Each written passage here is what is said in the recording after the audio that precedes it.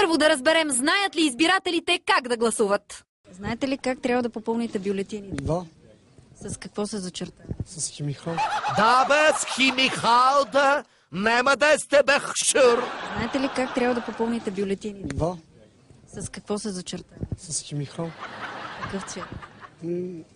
Зелено беше. Зелено, ще те лъжа. Нема се лъжем, бата.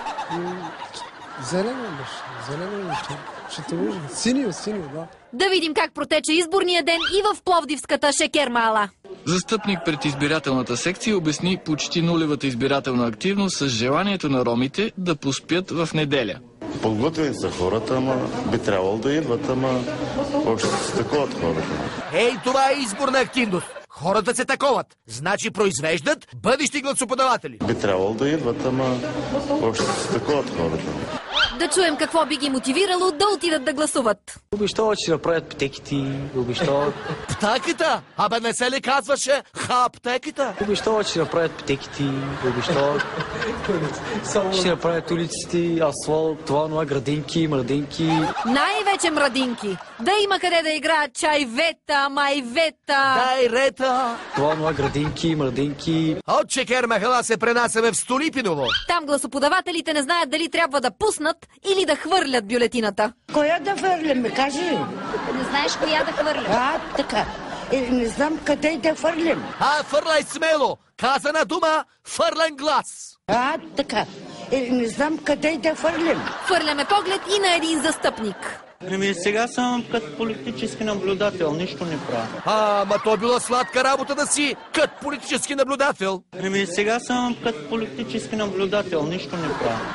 Време е да разбием мита, че по избори ромите продават своите гласове. TV7 новини. Култовият 20-ти блок в Ямбол вече е в историята, но бездомните му обитатели са си построили първобитни колиби на поляната, където се издигаше полуразрушения блок.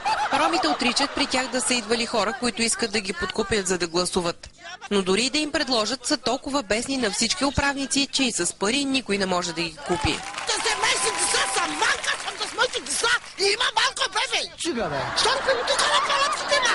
Що ни там на пълнотор да направим къщи, ма! Копрят да има ръка ги фала да ще гласувам на тези българи! Няма да гласувам! Ще ме оставяте децата на полето без един кашон за постелка даже. Да пукна дано. Чули ма? Тази гласоподавателка я отписахме. Да вдигнем офертата. Че ще взема 50 лева, това нито ще ми помогне, или нито ще успя в живота си. Ние ромите вече нахитрахме. Не виждам парите. Дайте ни патрони. Да не искаш да кажеш перспективи. Ти ни дай много знама.